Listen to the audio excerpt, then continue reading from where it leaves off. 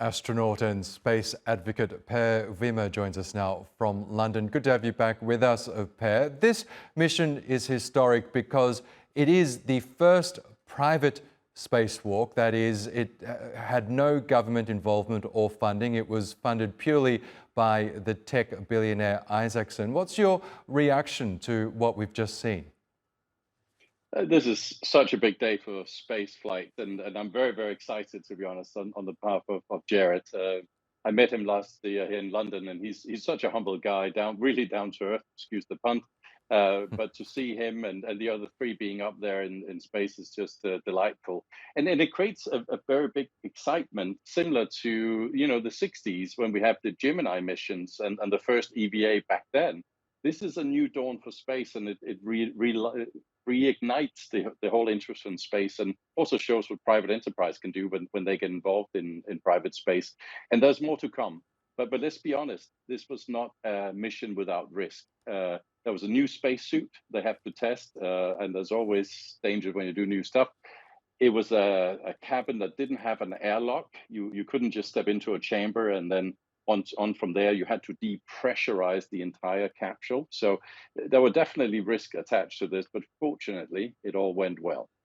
Yes, and what are the future implications of private space travel? Because this obviously shows that it can be done, that spacewalks can be done in a private capacity, but what real-world implications could this have apart from servicing the billionaire's needs for something more exciting? Having people like Jared here putting hundreds of millions at stake here ends up funding the quest for further space exploration in a private capacity. This brings a lot more R&D, research and development with it, that will have positive implications on Earth.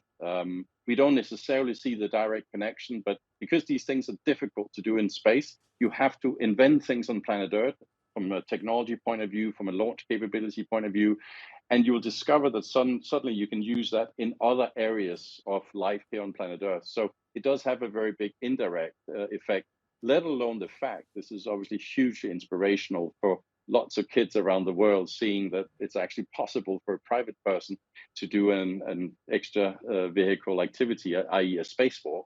And there'll be more to come. This will be a first step. No doubt you will eventually, at some point, see people, private people included, flying around the moon and eventually also landing on the moon.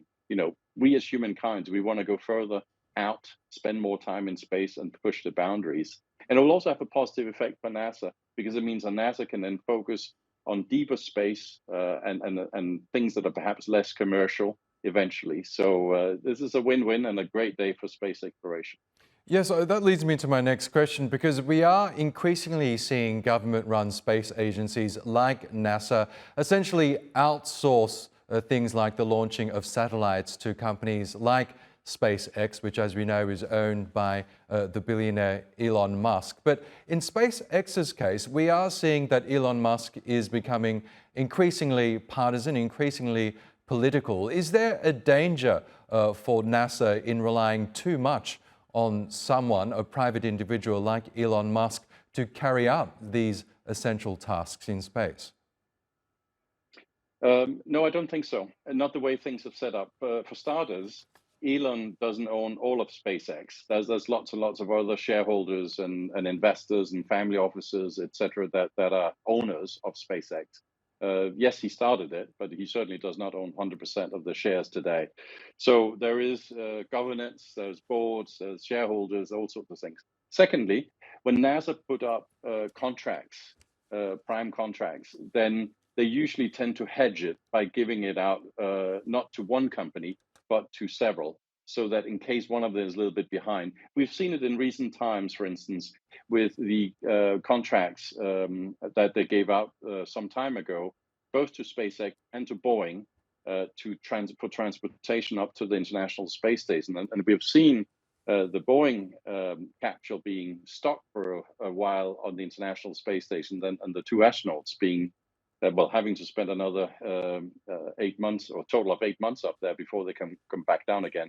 And that's precisely illustrates that sometimes it can be a little bit difficult for one provider, but they always have a second provider. And that's how NASA de-risked the commercial of it. But it's net a benefit for everybody because NASA gets a cheaper access to space Yeah. through transportation and through private enterprise, because private enterprise is much better in doing that. And they Okay. can spend their dollars on deep space. Okay, Per Wimmer, we will have to leave it there, but it's great to get your thoughts as always on this historic moment for space exploration.